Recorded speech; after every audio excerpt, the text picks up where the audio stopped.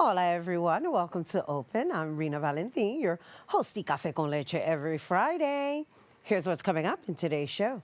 First up, we're joined by the new owner of Honda of the Bronx, Jason Montalvo, as he shares his inspirational story from washing cars to owning his own dealership. And after that, the acclaimed feature film Brownsville Bred's writer, director, and producer, Elaine del Valle, stops by to discuss the highly anticipated nationwide theater release. And lastly, this week's Open Artist Spotlight shines on Dominican-American singer-songwriter, producer, and composer Pedro Fortunato with a performance at the end of the show. So sit back y prepárate. All this and more is headed your way because now we are officially open.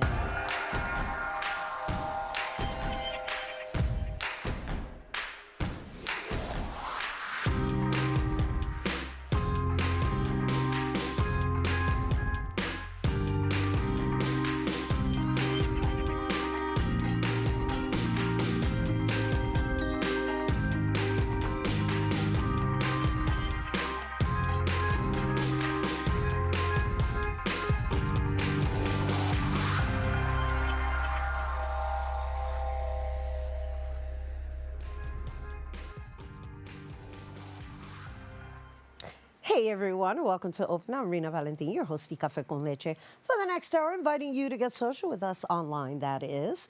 Tweet us and follow us on Instagram at BronxNet TV or like us on Facebook at Open BronxNet Television. And of course, while you're there, don't forget, follow moi on FB, Instagram, Insta Stories, Threads, LinkedIn at Rina Valentin.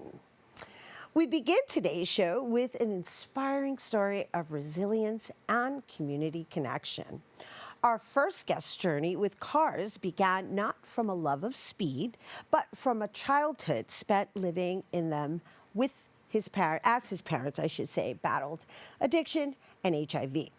This tough upbringing instilled in him the resilience to create a brighter future. And starting with a job washing cars to support his family, his talent for connecting with people soon landed him on the showroom floor. And by the age of 25, he was managing one of the largest Nissan dealerships in the country and helped expand an auto group to 20 locations. And fast forward to 2025, and now the owner at Honda of the Bronx, he is committed to serving his community, empowering customers to make significant purchases through education and family-like service. Everyone, please welcome the new owner of Honda of the Bronx, Jason Montalvo. Hello, Hello, and how welcome. are you? Thank you so much for having me. Well, thank you for being here, and I gotta say, thank you for your transparency. I think it is so important for us to share what possibility looks like. And so, can you just, even though I just gave our viewers an overview of your journey, did you want to work with cars as a youngster? No, I didn't grow up wanting to work with cars. Just growing up, just trying to survive. What got me in the car business was I was about to get married. I had 2 children, and I needed to support my family. And so you got into the car business washing cars. Yeah, so I would open up, back in the days, there was a newspaper. You would find a job on there and look in, said car business, sales. So I went there. I said, this is not for me. I was 19 years old. I said, I'm not going to be able to connect. So, they said, well, you're here. Why don't you wash some cars or whatever? So I did that. They understood I spoke Spanish. So they said, you know what? We need somebody. So I came. Sometimes I would translate. Then I got comfortable. Then they started me to sell some cars. And so they put you on the floor because you were able to speak Spanish or Spanglish, right? For whatever. Spanglish. Right, but you were able to connect with the community at the time, right? And so what happened from there? So I sold some cars. When I went home, I think I was doing it for like 2 months. I told my wife, I said, you know what, this is for me. I said, give me about 2 years, I'll be a manager. And give me 5 years, I'm going to be running this store. She goes, yeah, okay. Well, in a year and a half, I became a manager. And after 5 years, I was the general manager of the store. With the group I was working with, we had 20 stores. I was the first minority to be general manager, and I was the youngest. So how were you able to climb? What is it about your strategy got you there? I realized that I just got to listen. God gave you 2 ears, one mouth. Sometimes you got to listen twice as much as you speak and understand what the customer needs. You know, we don't just try to shove a car down their mouth. You understand why they come here, you know, what their needs, what they like, what they don't like.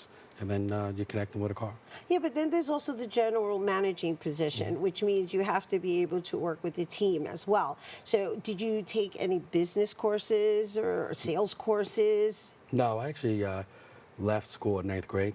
Got kicked out of school because I wanted to go home, take care of my mom because my father just passed away. So I didn't really have any education. It was kind of like get in there, learn it, figure it out. I realized that I could talk to people.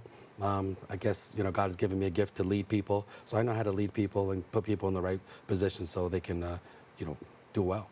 Yeah, and of course you're quite intentional, and you are quite the manifester, I might say, right? Yes. Because you said you were going to get to a certain destination by a certain age, and you did. Yes.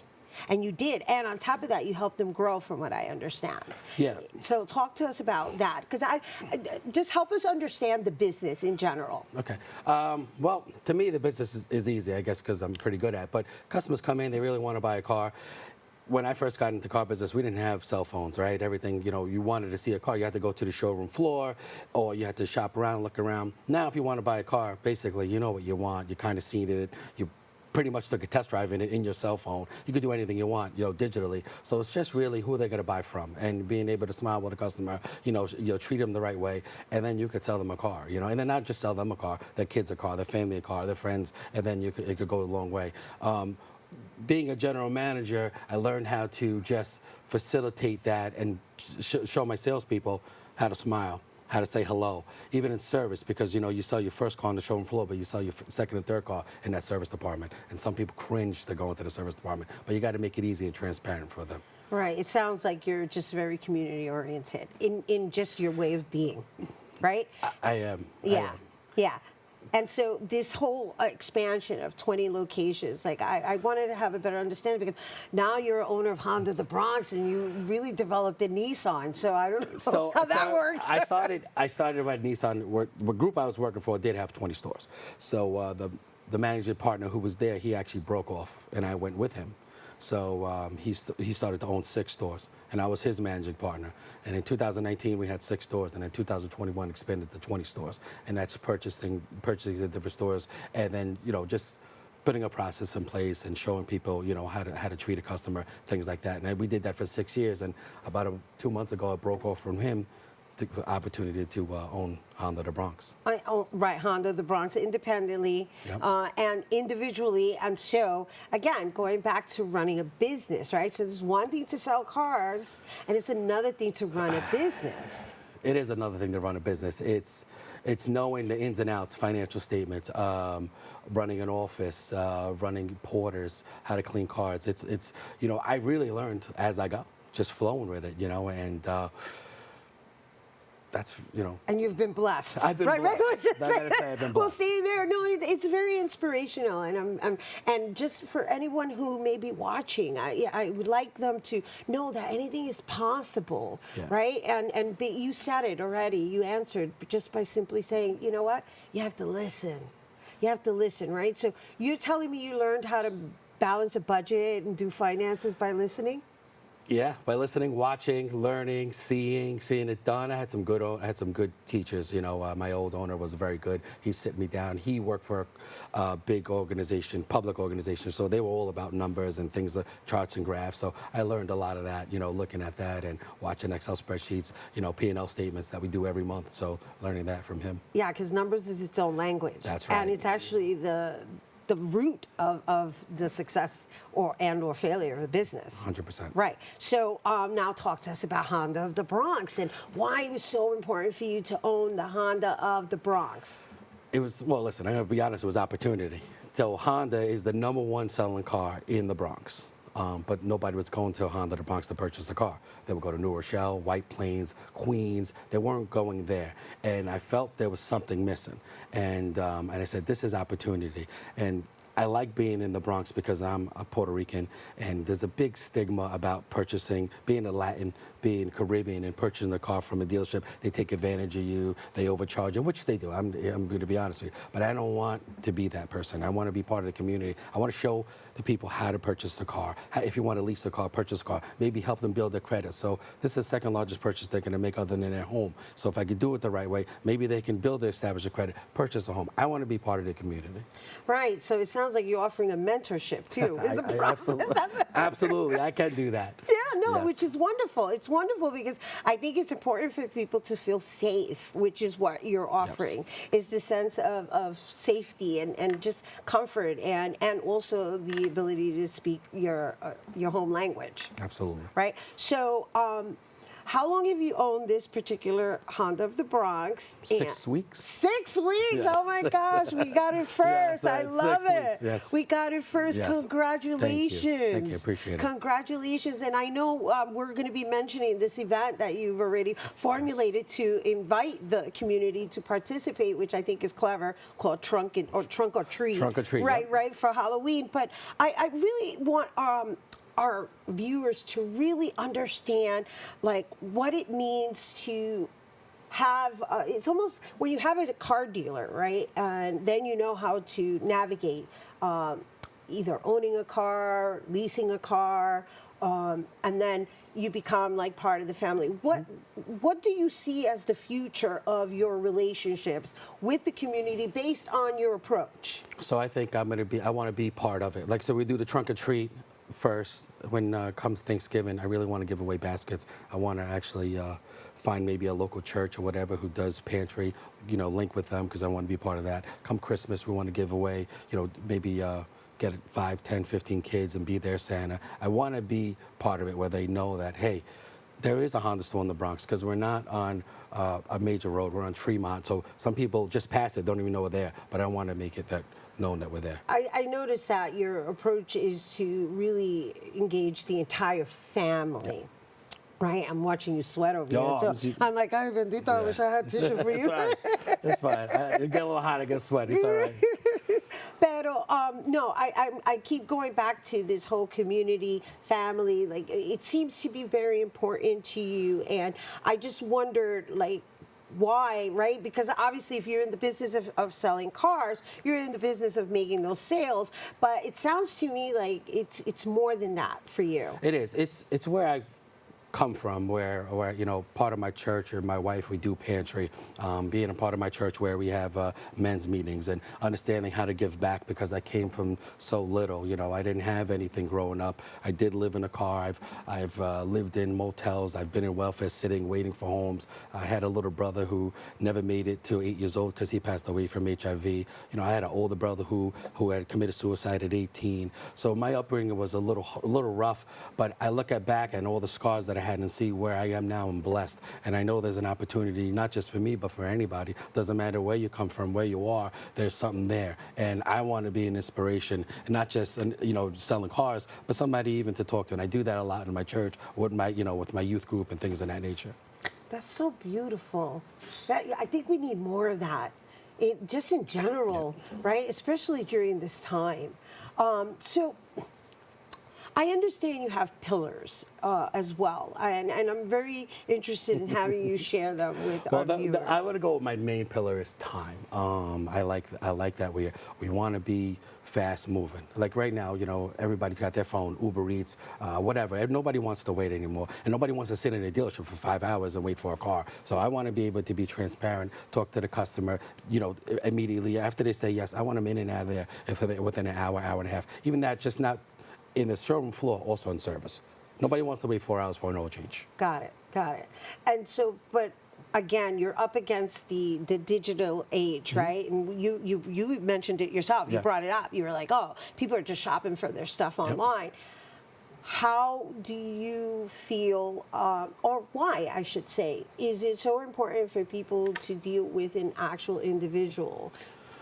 Why is it so important? Well, I just want them to understand that the importance of having an actual person educate you and or help you along the way versus just figuring it out independently. Yeah, you could do a lot online, but it's getting in the car, taking it for a drive, knowing that you're comfortable with it. It's like putting a pair of shoes on. You might love them, but you try them on, and they just don't fit right. Right. You got to have the car that works for you. You know, do you need all-wheel drive? Do you need an SUV? Where do you work? Is it close? Do you need to lease because you know you don't drive that many miles a year and you want to save on a budget? Do you not need to lease because you drive far? You know, things of that nature where we can, you know, show you the right path to get you into the right vehicle. Oh my goodness, you sound like a doctor of cars, right? It's like we've got the remedy. Jason Montalvo, thank you so much for bringing it here to us and our viewers. Thank you so much. Congratulations on your ownership. Hey guys, Honda the Bronx, the deals are back in the Bronx. Nice, I like that. And thank you for sharing your story. No, thank you. Very thank you for having me. inspirational. You guys, once again, Jason Montalvo, new owner of Honda of the Bronx. And if you're interested in learning more with your entire family, everyone is welcome to their Honda of the Bronx Trunk or Treat for Halloween, which is happening October 31st between 4 and 6 p.m. Once again, Honda of the Bronx is located at 2541 East Tremont Avenue in the Bronx. All right, stay tuned. There's more Open when we return. 19.7% of Bronxites currently experience food insecurity. Meanwhile, instead of these nice, colorful foods, this is the best food that they have access to. If this sounds like you, there are a bunch of resources to get healthy food for free or cheap. If you want to help, you might consider donating or volunteering in one of these places. Community fridges like this one are all over the city, and allow New Yorkers to conveniently donate extra food to people who might need it. Go to this link and find your nearest one. Food banks and pop-up events like these provide millions of healthy meals to families in need. These organizations are distributing meals to Bronxites as we speak, and are always accepting donations and volunteers.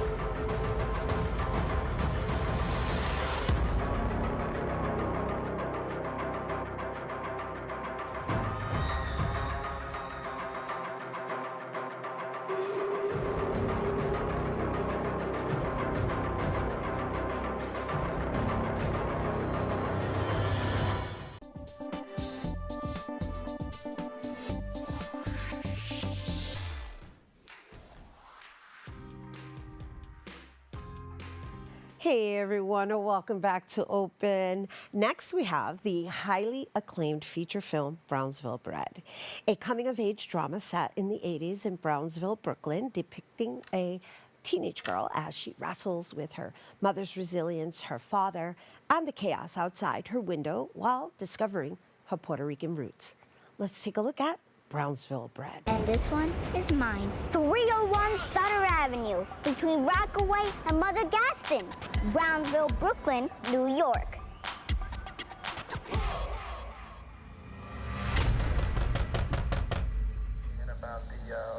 Your father here? Don't talk to my daughter.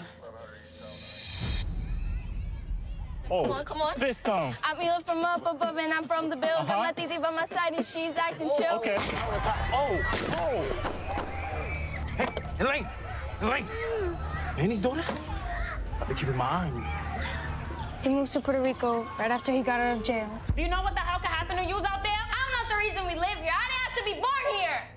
Well, you don't have to worry about being here no more, because I'm sending you to Puerto Rico with your father for the rest of the summer. I'm not going there. Oh, you don't have a choice. It's just a bunch of hicks in Puerto Rico. I can hardly understand them. Hola. Elaine, I wrote this song for you. Excited that maybe we might start over? Elaine, there's a lot that we need to explain to you. I'm looking for a dude named Goshi. You know we're here. You can't make good decisions if you don't have all the facts. Work's still here. If you're looking. Some choices, Elaine, you can't come back from. Some choices you cannot undo. I've been looking out my window all my life and feeling the wonder of all the other places I could be. We don't get to choose our family. If you want to spend the rest of your life stuck here, you're gonna have to do it by yourself. You can learn from my mistakes or repeat them. Elaine! I am Brownsville bred.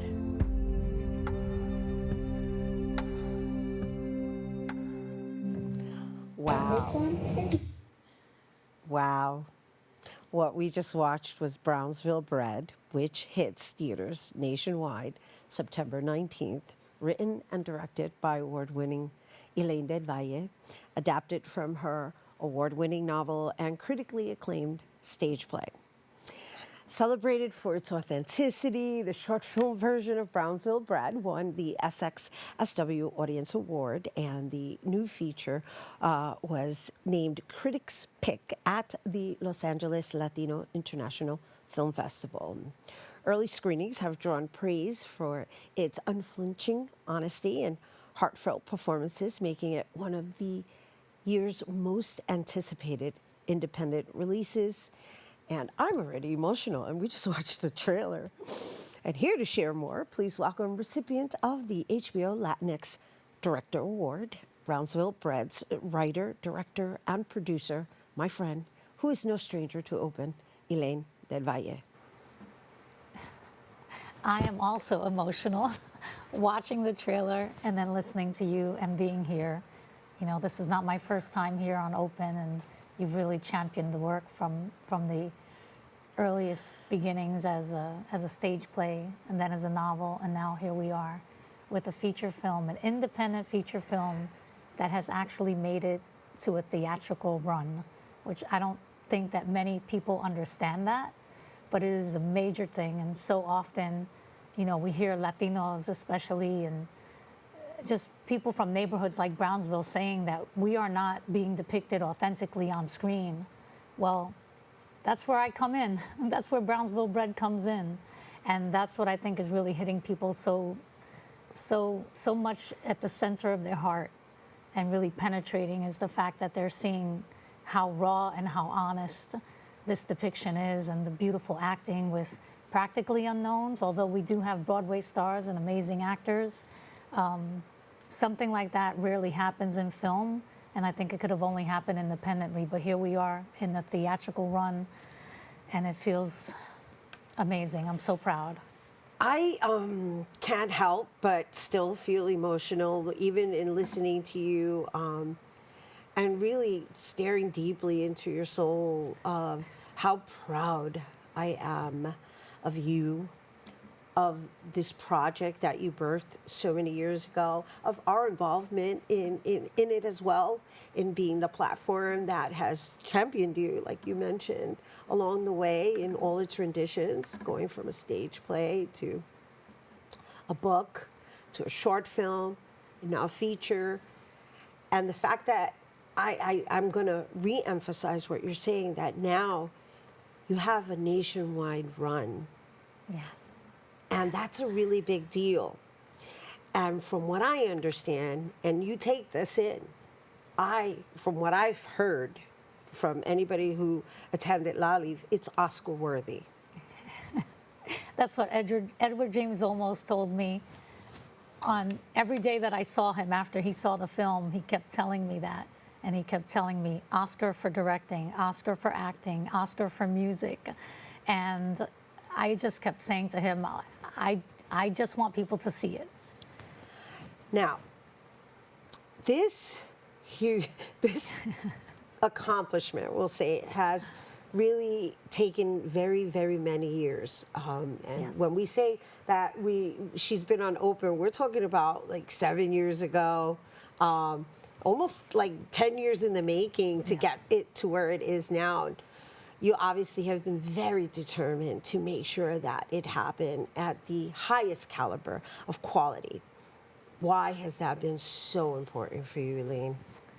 Well, It was at first important to me just to tell the story because I wanted people to understand me more. You know, as artists, we all want to deepen our own understanding of ourselves, and as humans for that matter, not just as artists.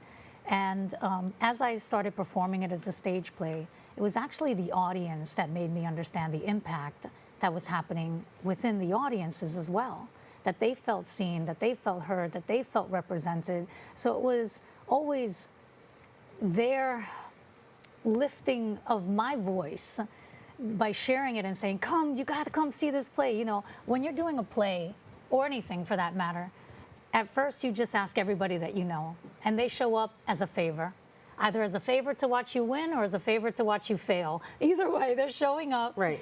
But then when they come back, when they return with their mother, their brother, their friends, because they want to share the story, that's when you know it's really impacting them. And so it's always been that, whether it be with the play, with the book, it happened as well. I would go to schools and talk about the book, and students would be crying, saying how much this book meant to them.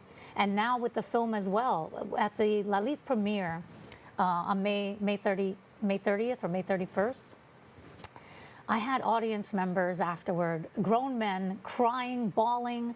One man stood up and said, he was so shaken. And he said it twice. He said, I'm shaken, because I didn't understand how much I needed to see myself reflected on that screen. And those comments are so fortifying. They really give me all the fuel that I need to continue to do everything that I can to make sure that people understand, here's a film that you can come watch and share with your family and come out of it feeling proud.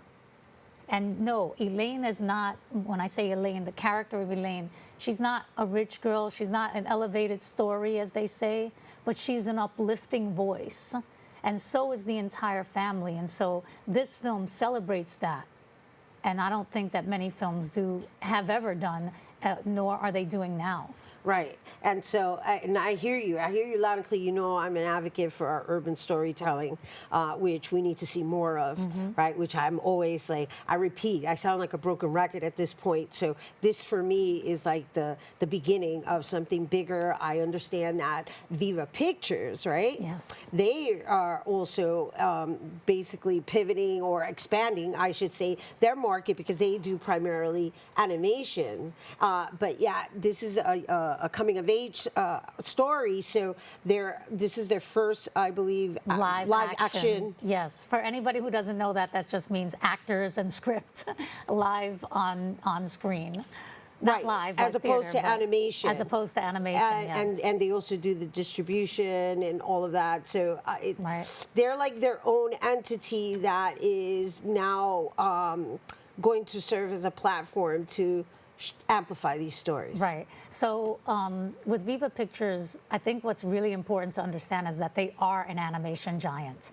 They produce 4 feature films per year, animation. Their audience is kids. They don't need this story. They don't need to be helping me, but they want to be helping me because the passion is there. It was ignited. They were actually at our La Livre premiere.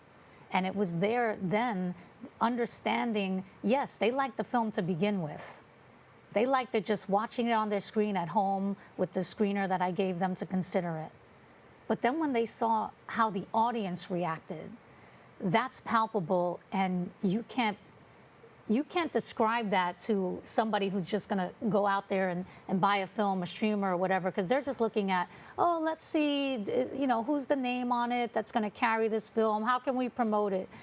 What they saw is the audience reaction, and that to me, you know, I said it before and I'll say it again, that's really what fuels everything. And so it's up to the audiences to decide the life of this film and how deeply it can reach. And speaking of names, like, let's talk about your casting process, because again, you have been very deliberate in everything, in every aspect of this, right? In making sure that we're represented. What was the casting process like? Well, the first little girl, the first Elaine, seen at 8 years old, is Summer Rose Castillo, who you've definitely had here before. Yes. She's the star of Alma's Way, now in its 3rd season, an animated series by Sonia Manzano. I'm so proud to have been a part of helping her attain that role. And so the performances in this are remarkable. The teenage Elaine, Natalia Lares, both these girls were actually discoveries for Brownsville Bred. Like, we are introducing them to the world of feature film, and I'm so proud to be able to do that.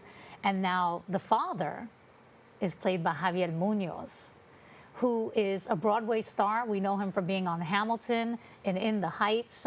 He's also an AIDS activist. He's very well known, and when I say Broadway, not just his acting chops, but his musicality and his voice.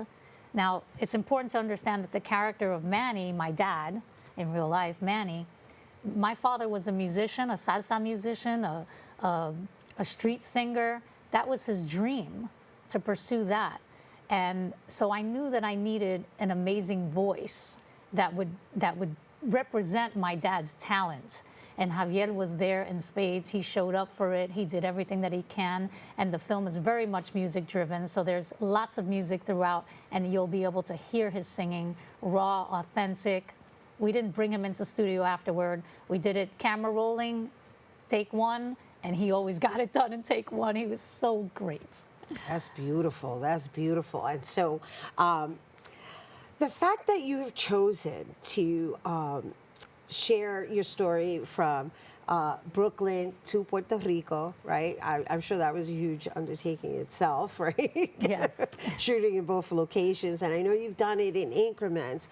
And we really don't have the time to go over all of these steps. However, I do want to share that, you know, this film has received so many accolades already. And even actually, not even just solely as a film, as a book, as a stage play, it's just, you know, it keeps garnering all these awards. And most recently you had the music award, right? Yes, yes. So it's important to know that LALIF does not give any awards to feature films. They give them to shorts, they give them to pilots, but no feature films. They created an award for Brownsville Bred because they wanted people to understand the impact that it was going to have in the community. As a matter of fact, on the 17th, I'm going out to Los Angeles because they're going to provide a free community screening with the Youth Cinema Project, and they want more people to see it. And other places, like schools, are embracing it. We're going to have a free screening at the Motion Picture Technical High School for the entire student body, and then they're inviting the families and the communities. The Board of Ed gets involved. These are people who have seen the film and understood its value and said, I need people to see this. I need to be able to open up conversations through this film. And even when we were rated PG-13 by the Motion Picture Academy, something that not many people know is that the Motion Picture Academy raters, the people who rate PG-13, R, PG, those people are all parents. They are parents that are members of the board for the Academy to rate. And the senior rater there sent me an email, and he said, this is extremely rare, but the raters, everyone wanted you to know how much they love your movie. Ay, Dios mío. I cannot wait to see this tonight. Yes. I cannot wait to see this tonight because, you know, it opens tonight, you guys. But we're going to give you all the details. But I want to make sure that we also talk about the fact that the projects you come from honored you, right? You have a bench that was named in your honor. Named after me, yes, yes. So Brownsville, Brooklyn, and, you know, I lived in the Langston Hughes projects. And we filmed there. We worked with the Tenants Association, and we brought our whole film crew, and we, you know, ate from the community, were with the community, and they really saw that impact. Not to mention the fact that we also, my husband and I, make it a point to support Brownsville as much as we can. We do free coats, we do barbecues, we sponsor things in the area, as well as in the Bronx for that matter. It's part of our community giving. Right. And so they surprised me one day and they said, we have a surprise for you, come on over, right downstairs from my projects. And they dedicated a bench to me for never forgetting my roots and for always working to uplift the community. So it's a beautiful thing to pay it forward, pass it forward, and again, leave everybody touched, moved, and inspired to know that there's a possibility, right? That possibility it's there and Yes. it's possible. We can defy our odds. We can not let history define our future. And that's one of the things that Manny says to his daughter in the film. He says there are some choices that we can't come back from. Right. And he also says make it mean something. And at the end of the film, a special dedication, you know, when the screen goes black and it says, I made it mean something, Papi, and there's a picture of me and my dad there. So right there, you now I'm getting too emotional. I know. But oh my gosh. the idea of being able to give him life again and give people that lived in situations or still live in situations like Brownsville, or just Latina girls, to be able to see themselves reflected on screen and be the heroes of their own stories. When I was writing this, I remember there were many people who were like trying to help me along and say, oh, maybe the father should be the protagonist. Yeah, and I said, well, that's great, but that's not going to happen. I appreciate that, and I'm so glad that I stuck with my intention. Yeah. And the integrity of your work, which is another factor. But that's another conversation that unfortunately we don't have the time. It's beautiful. I know, we can't Shout wait. out to Dustin Ward, my cinematographer, my producers, Leslie Cohen, Adrian Acevedo Lovett, Debbie Gold, Eddie Frente, and so many more people that were just a huge part. Even the parents of the kids that starred in Brownsville Bred were such a huge part of supporting them to make this happen. Right, gotta shout out our girl, April Hernandez Castillo. Yes, Summer Rose Castillo's mom. That's right, that's my girl. And then before we go, I know I just wanna make sure that we acknowledge the artists that did your artwork, because now you have an updated version of your book. That's right, the updated version of the book, we changed the cover to be in line with the movie, and the painter, his name is Tim Okamura. He's a fabulous artist, very well celebrated in museums and at Art Basel. And I reached out to him with this heartfelt plea that here I am, I'm an indie filmmaker, I love your work, it speaks to me. Would you possibly consider making a poster for us? And he said yes. And he's really been supporting the film as well ever since. And it's beautiful. I mean, the film is just blessed on all levels. A lot of angels surrounding it, and we're so happy you brought it here to our viewers, and I can't say it enough. I am so proud of you, Elaine. Oh my Thank you for gosh. sharing, yes. Oh my gosh. Show up. It's important that we show up in theaters. I think it's important for people to know that Latinos are 19% of the population, but we are less than 7% of the time are we seen on screen, but we are 29% of movie ticket buyers, and we over-index on all those medias. So we have so much power when it comes to media, and it's time for us to really understand that power, own it, and use it. Yes. Use it for Brownsville Bred, not just for this independent journey, but for all the stories that will come thereafter because of the support that can be garnered from this. Exactly. Exactly, because it takes a village, mi gente. Yes, yes. And that's how we're going to capitalize. Okay? We have to come together. It's both, all ends. Yes. It matters on all ends. All right? And once again, the incomparable Elaine del Valle. Oh my gosh. Ay, Dios mío. Oh. Thank you so much. Oh my gosh. I know we could go on and on, but you know, they're wrapping me, and you guys really, I hope you listened deeply. Once again, Elaine del Valle, writer, director, and producer of Brownsville Bred, which hits theaters nationwide today, September 19th. So be sure to set your Fandango alert by going to fandango.com/BrownsvilleBred. And for you, the New Yorkers, we're asking you to check out your local AMC and Regal theaters. For more information, visit brownsvillebred.com and follow them on IG at BrownsvilleBred. All right, stay tuned. Our Open Artist Spotlight is coming up next.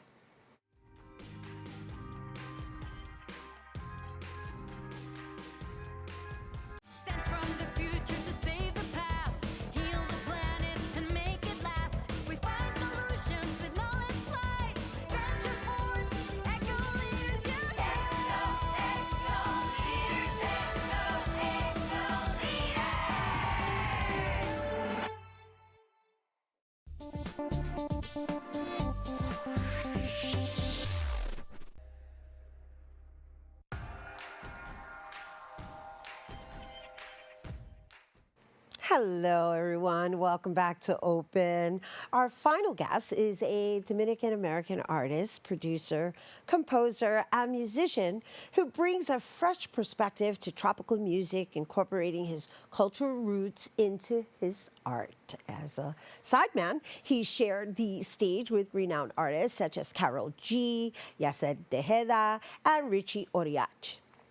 His 2025 EP, Verano Fugaz, innovates within tropical genres, especially merengue, featuring catchy singles like La Niña que Conocí, which we will get a taste of later, and No Necesito Nada, which highlights the importance of community and simplicity in modern life. And here to share more of his musical philosophy, everyone, please welcome singer, songwriter, composer, and producer, Pedro Fortunato. Hello, Pedro. All right, hello. Thank you for having me. Thank you for being here. Congratulations on your new EP. Yes. Yes, but I know you've been at this a minute now, and Yes. so I'm so looking forward to our audience being able to experience your sound, and I would love for you to just take us on the journey of your upbringing and how it's really influenced everything that you have now designed, because even though you're going to be presenting your work, you've worked with a lot of artists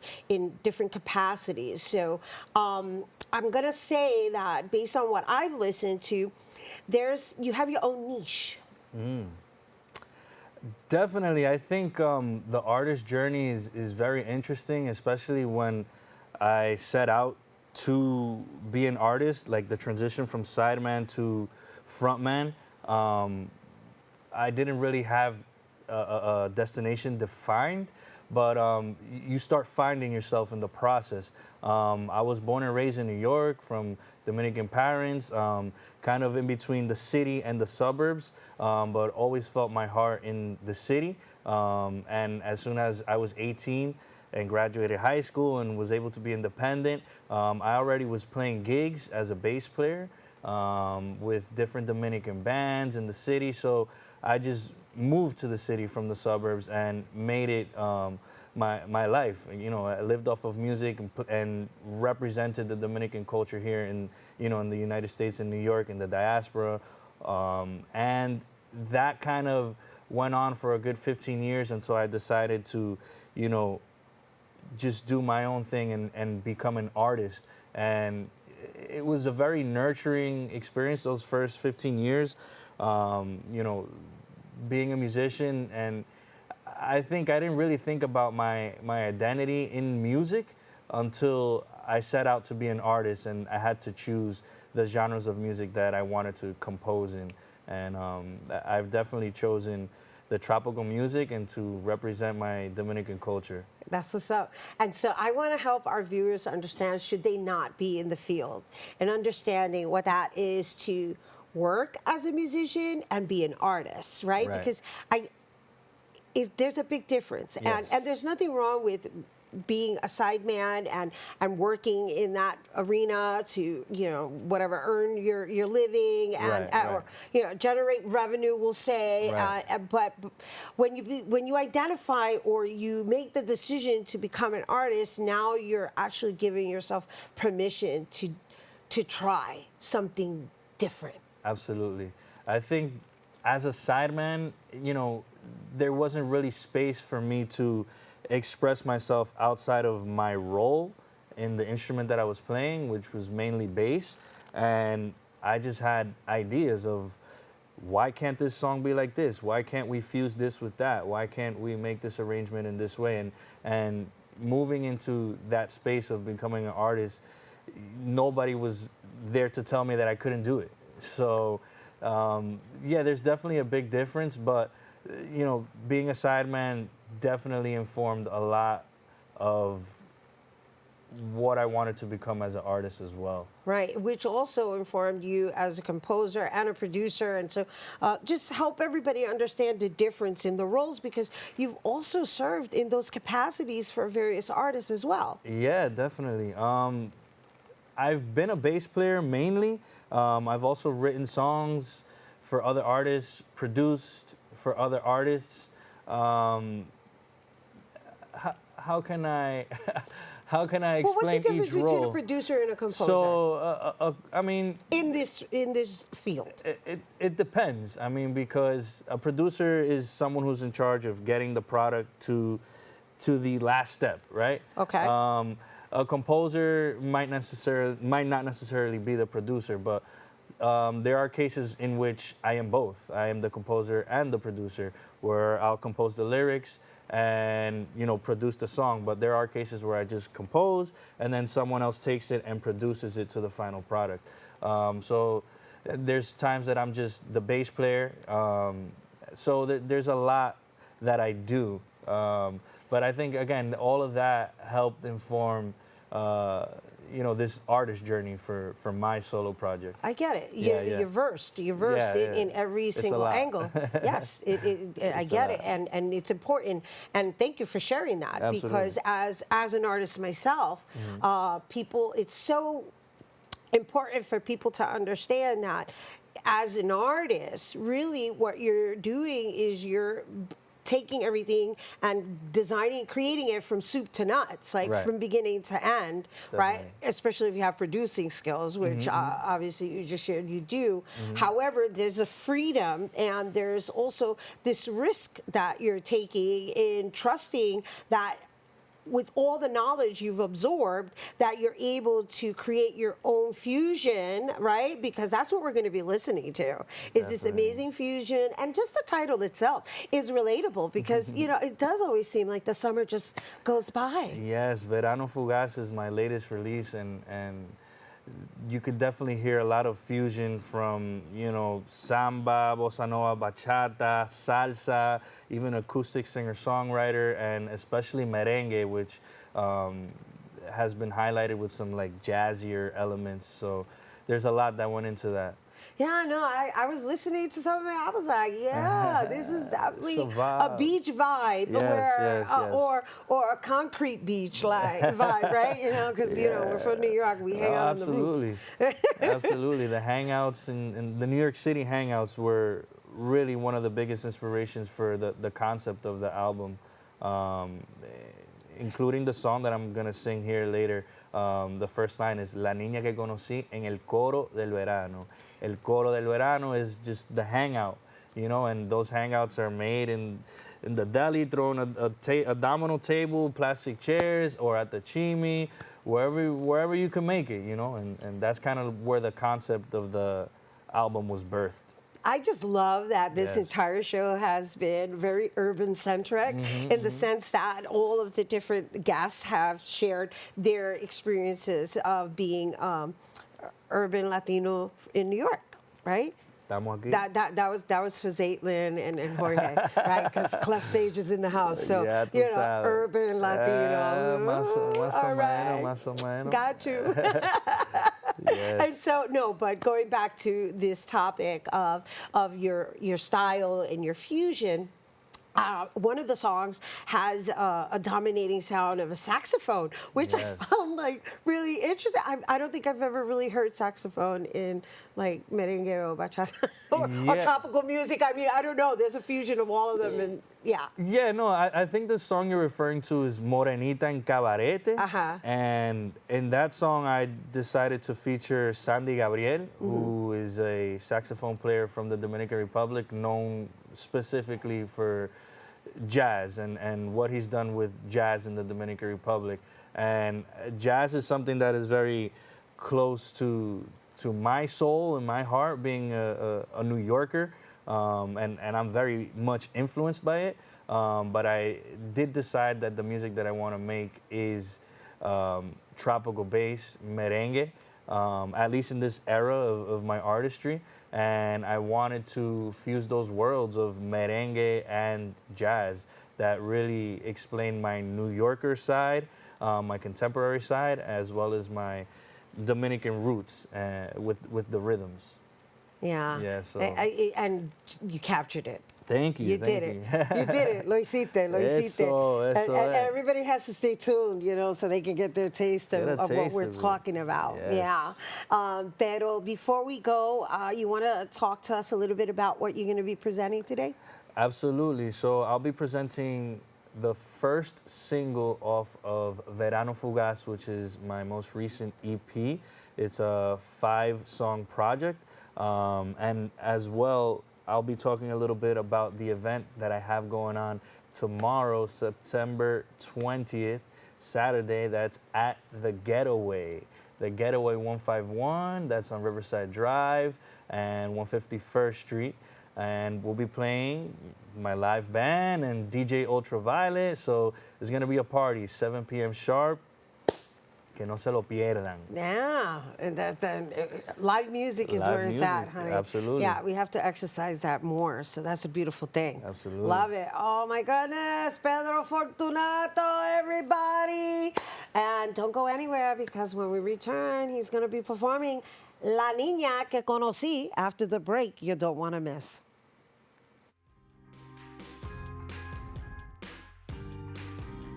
We're gonna start the show right now. This is my favorite part. Ready in 5, 4, 3, 2. Hey, this is Angel, and I am one of the instructors for the in-studio production. Here at BronxNet, we offer classes that can help you elevate, expand, and start your television career. All you have to do is sign up at bronxnet.org/education. For the past 7 years, I have been in various productions, spanning from talk shows, independent films, news reports, art displays, teachings, musical performances, and many more. Ain't that right, Angel? Yeah, you're absolutely right, Angel. There are a lot of creative individuals that we're just waiting to sign up for the class. And if I may, can I also express thank you, Angel. That's all the time we have left. Visit bronxnet.org/education and become a producer by taking the course. The class I offer is also in English, en español y también bilingüe. Nos vemos en la próxima clase. What's up, creative family? Discover your voice with BronxNet Community Media classes. Are you ready to bring your ideas to life? At BronxNet, we offer television production classes for community members ages 18 and over, empowering you to share your vision with the world. Get certified in field production, in-studio production, and our new exciting addition, podcast production. Once certified, you can create your own show to air on one of our 6 TV channels.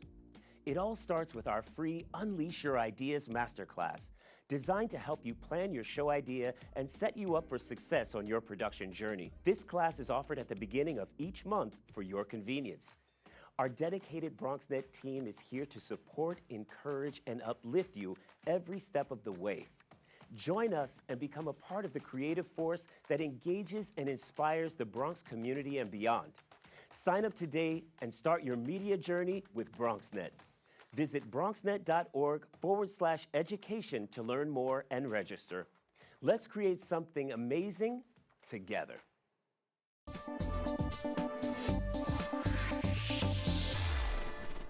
Hey everyone, welcome back to Open, here now to perform La Niña que Conocí. Let's give it up for Pedro Fortunato.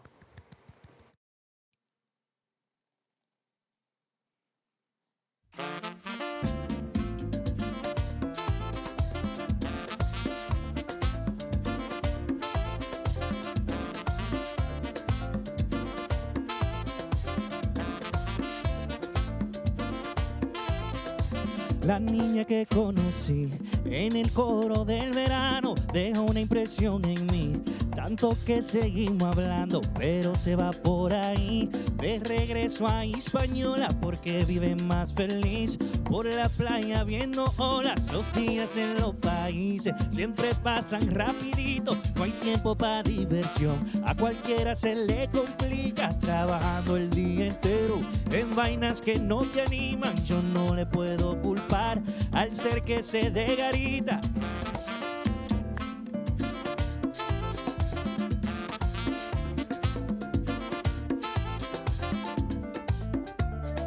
Nena, y nos toca crear mucho más recuerdos, no te quiero olvidar. Trataré de aprovecharme del poco tiempo que queda, aunque sea un amor fugaz. Lo que importa es el presente y que lo pasemos bien en ambientes diferentes, buscando lo máximo que esta vida nos ofrece.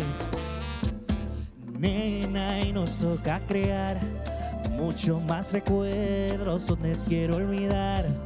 Andemos los parques como los turistas, tendemos una hamaca bajo la sombrita. Yo no quiero que pasen más de 7 días sin que te me duermas con mis melodías. Nena, y nos toca crear mucho más recuerdos, no te quiero olvidar. Nena, y nos toca crear mucho más recuerdos, no te quiero olvidar. Y encontremos fiestas de esas escondidas que terminan tarde y salgamos de día con el sol afuera. Vamos a repetirlo, que el amanecer nos abraza calientico. Nena, y nos toca crear mucho más recuerdos, no te quiero olvidar. Nena, y nos toca crear mucho más recuerdos, no te quiero olvidar. Ay, nena, y nos toca crear mucho más recuerdos, no te quiero olvidar. Nena, y nos toca crear mucho más recuerdos, no te quiero olvidar. No te quiero olvidar, no te quiero olvidar, no te quiero olvidar, no te quiero olvidar, no te quiero olvidar, no te quiero olvidar. Mamacita, cosa buena, ay, no te me vayas, que esto apenas comienza. Mamacita, cosa buena, ay, no te me vayas, que esto apenas comienza.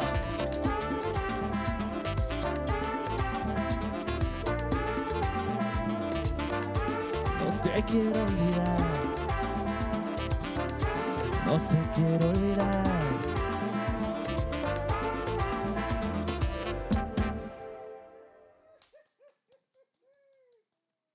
Gracias. Pedro Fortunato! Woo! I was over there on the sidelines bailando. Because I gotta tell you, that song definitely sounds like you're singing to me. Especially because, you know, we're all dealing with the end of the summer. Yeah, ya tú sabes. Thank you so much for bringing it here, everyone. La niña que conocí. Verano Fugaz. Uh-huh. And once again, the Verano Fugaz EP is available on streaming platforms. Also, Pedro Fortunato's EP release party is taking place September 20th, 7 p.m. at the Getaway 151, located at 743 Riverside Drive in Manhattan. For more information, you can visit clefstage.com/Pedro-Fortunato and follow him on IG at Pedro Fortunato Music. That is our show today, mi gente. Thanks to all our guests for coming through and to you, our viewers, for tuning in. If you missed any part of the show, you can check out this episode throughout the weekend and 24 hours a day at BronxNet.tv. I'm Rhina Valentin, and from all of us here at Open, may the universe provide paz, prosperity, y amor. Happy Hispanic Heritage Month, mi gente. Y la música.